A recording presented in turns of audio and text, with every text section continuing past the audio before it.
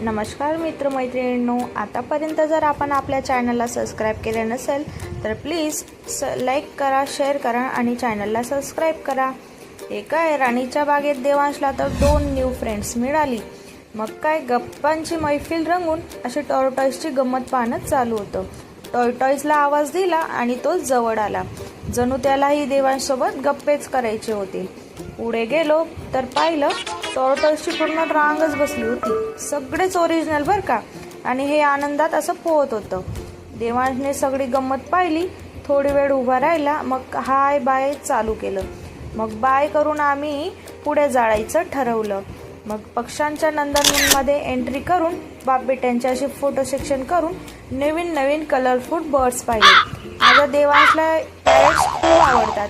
त्यांना हाय केलं आणि मग पुढे बर्ड्स पाहायला गेलो. बर्ड्स पाहिले, बाय केलं आणि पुढे